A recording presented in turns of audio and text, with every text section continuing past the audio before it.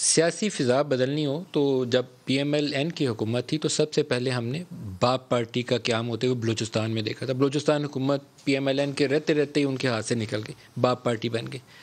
संजरानी साहब chairman senate भी बन गए।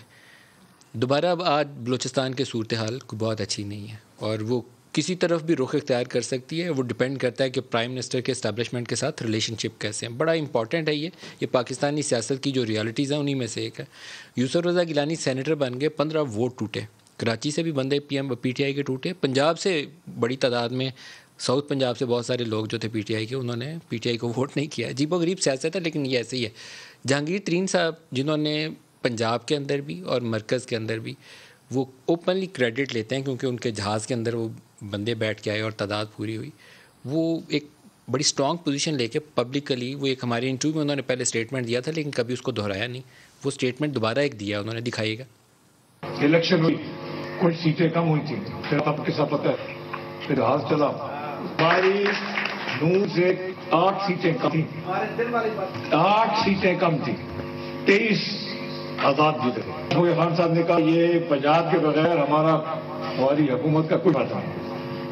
एक मुझे मैसेज आया, मैंने सिर्फ वापस लिखा, आप फिक्र मत करें, मेरे पे छोड़ दें। एक साजिश के तहत, साजिश ये ना समझे कि ये ऐसी होगी, ये एक बाकायदा साजिश के तहत मुझे खान साहब से अलग करने की कोशिश की और मुझे अलग कर दिया।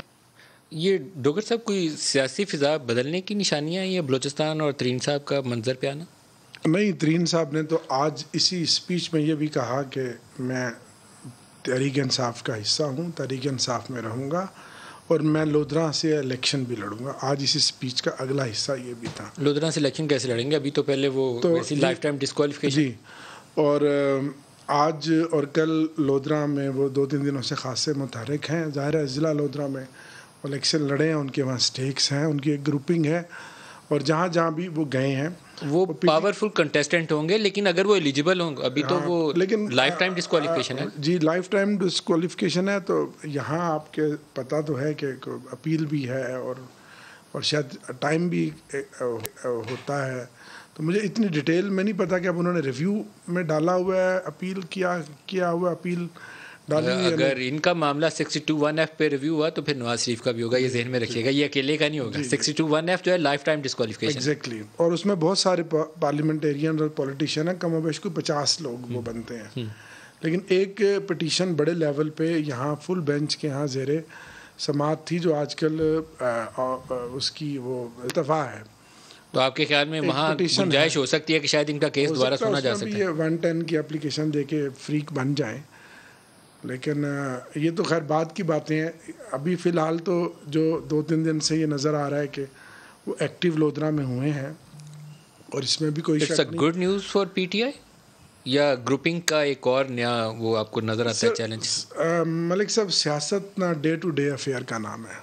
आज आप देख रहे हैं कुछ और है, 2 दिन के बाद पता नहीं क्या हो और 5 दिन के बाद क्या हो। जहांगीर तरीन पंजाब के अंदर एक तगड़ा ग्रुप है, ये जहन में रखिएगा, जिस तरफ भी हो जाए। उसकी एक बुनियादी वजह है, जब 2018 का इलेक्शन था तो मेजॉरिटी साउथ पंजाब में स्पेशली जो एमपी और एमएनएस आज पीटीआई में है, उनको टिकट दिलवाने में जहांगीर तरीन साहब का एक बहुत बड़ा अहम किरदार था और प्राइम मिनिस्टर इमरान खान साहब ने मुकम्मल इख्तियार उनको दिया हुआ था।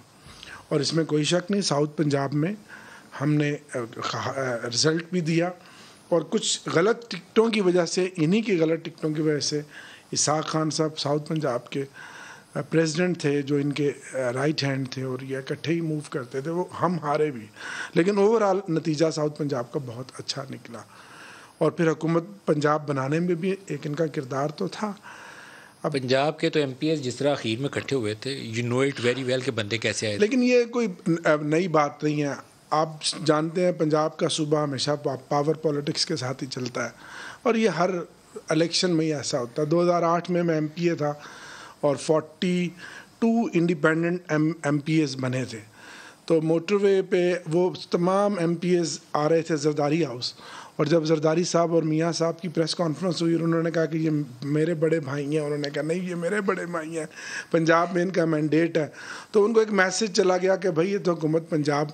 तो बहुत सारे MPs हमें बताते हैं, किसी ने भेरा जो गाड़ी मोड़ी और वापस और चले गए, किसी ने सुखे किसे मोड़ लिया, और वही मॉडल टाउन जाके वही मॉडल टाउन और रायवेंड वही जो है ना वहाँ रौनकें लग गई और फिर हुकूमत बन गई। तो पंजाब का तो मिजाज पॉलिटिक्स का इसी तरह का है।